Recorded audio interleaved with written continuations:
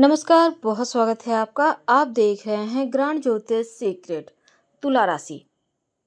शनिदेव राहु के नक्षत्र में प्रवेश करने जा रहे हैं 3 अक्टूबर को। अब राहु के नक्षत्र में, सतभिषा नक्षत्र में जब शनिदेव आएंगे तब आप तुला राशि के ऊपर इसका क्या प्रभाव पड़ेगा ये तो जानेंगे ही, साथ भी जानेंगे कि वक्री अवस्था में शनिदेव अब करीब 1.5 महीने का समय बचा है, तो आपकी लाइफ में ये वक्री जो अवस्था है इसका क्या फल मिलेगा।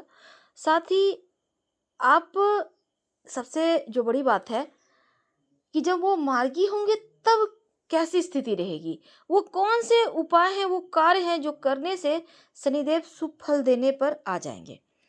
देखिए, राहु का नक्षत्र सतभिषा नक्षत्र है। अगर हम ज्योतिष की माने तो शनिदेव राहु दोनों को ही क्रूर ग्रह कहा गया है। जैसे शनिदेव देते हैं तो आकस्मिक रूप से देते हैं, उसी तरह राहु भी देता है तो आकस्मिक, लेकिन राहु का दिया हुआ स्थिरता के साथ देता है राहु।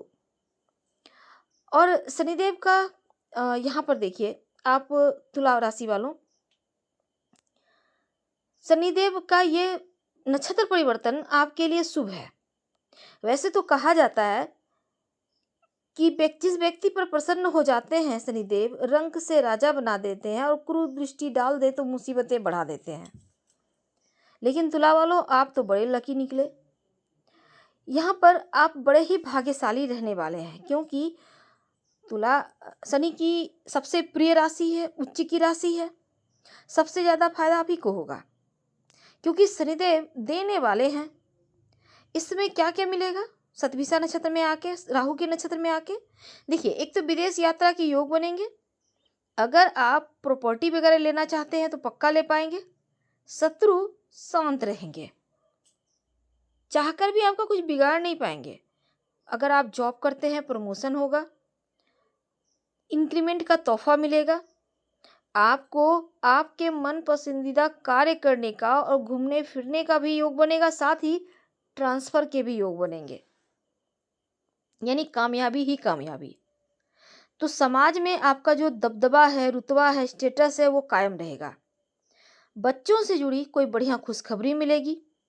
इस पीरियड में वाहन का सुख मिलेगा। लेकिन वक्री शनिदेव और भी बहुत कुछ देंगे और कुछ चीज़ों का आपको पालन करना होगा। 29 जून से वो वक्री चल रहे हैं, 15 नवंबर तक रहेंगे। तो ये जो वक्त है मध्यकाल, इसमें कुछ बेहतर कार्य आपके बनेंगे, क्योंकि अब तो राहु की भी मेहरबानी बरसने वाली है। तो अगर हम वास्तव में देखें तो शनिदेव से अपने कर्म की प्रार्थना करते रहिए, अच्छा कार्य कीजिए। कार्य में सफलता तो आपको मिलेगी ही। वक्री अवस्था में है तो एक नहीं बल्कि 3 स्थान ऐसा होगा जहां इनका प्रभाव रहेगा, और उन तीनों स्थानों पर अपना काम करके उस स्थान को बैलेंस भी करेंगे। अब करियर के मामलों में आपको तरक्की तो देंगे ही, आपको ऊंचाइयां देंगे। जो 1.5 महीने का वक्त है, सफलता के शीर्ष पर पहुंचा के ही दम लेंगे।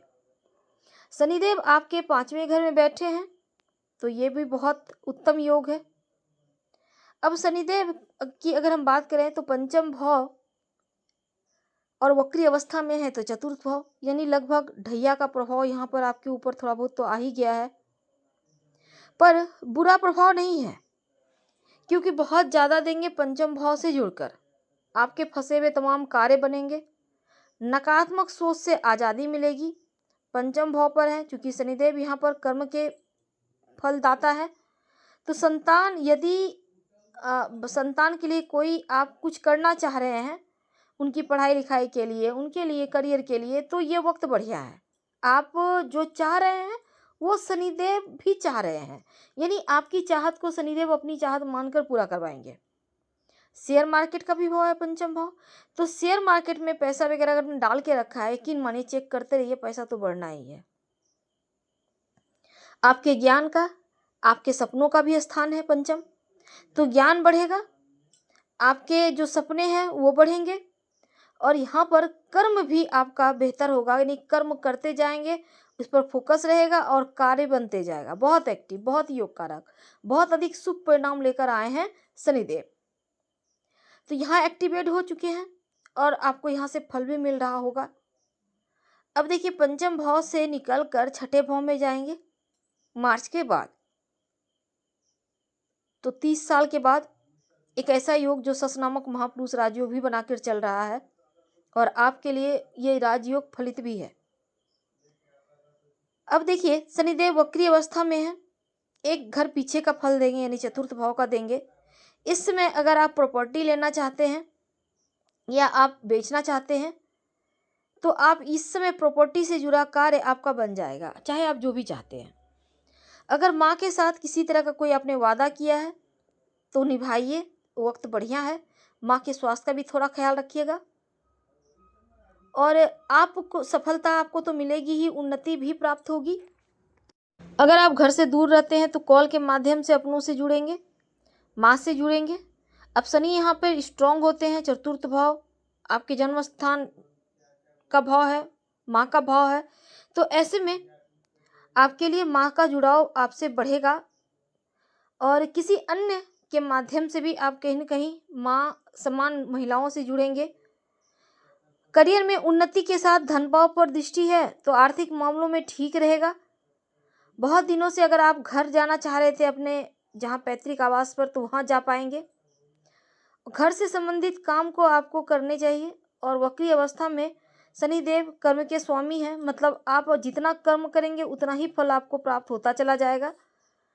पंचम पर दृष्टि है, ठीक 7वें घर पर तीसरी दृष्टि है, वक्री अवस्था में है, पराक्रम भाव पर भी दृष्टि होगी। तो ऐसे में क्या होगा ना, देखिए 7वां दृष्टि ऐसा स्थान है जहाँ पर दोनों ही जैसे कि शनिदेव जहाँ बैठते हैं 7वें घर या पूर्ण अपनी दृष्टि डाल रहे हैं तो सीधे आपके इनकम के स्थान पर भी तो इनकम बढ़ेगा, आपने जो काम किया उसका फल मिलेगा, सामाजिक कार्यों में नाम बढ़ेगा, समाज के लिए लोगों से जुड़ेंगे। एकादश भाव यहाँ पर एक्टिव हो जाएगा और इच्छाओं की पूर्ति होगी।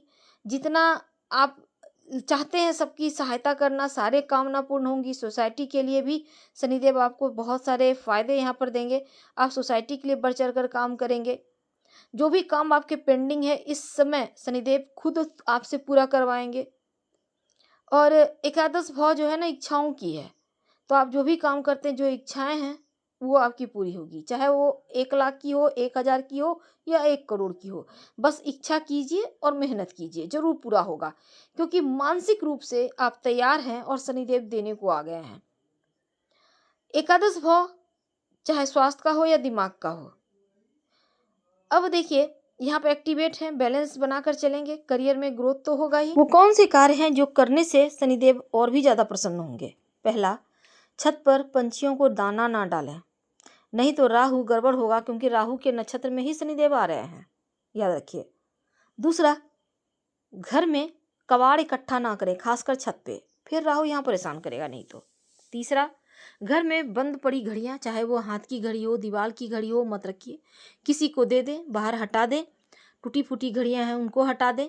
अगर अच्छी अच्छी घड़ियां हैं आप उसमें सेल लगवा लें ताकि वो चलती अवस्था में रहे। और हमेशा घड़ी की सुई स्लो नहीं रखना है, फास्ट रखना है, सेकेंड भर ही रखें पर रखें, ठीक है। जूते चप्पल को सजा कर करीने से संभाल कर रखें और हमेशा साफ करके जूते चप्पल पहने, गंदे मत पहनिएगा। मकड़े के जाले घर में मत लगने दें, नहीं तो यहाँ पर फिर परेशानियां बढ़ेगी। जो भी बंद पड़ा हुआ घड़ी वगैरह है या टूट फूट गया है तुरंत निकाल कर हटा दें। इस समय आप किस घड़ी में सेल वगैरह डाल के किसी को दान भी कर सकते हैं, ऐसा नहीं कि नहीं कर सकते हैं, लेकिन खिड़की के ऊपर, दरवाजे के ऊपर घड़ियां मत टांगिए, तुरंत हटाइए, ये बिल्कुल सही नहीं है।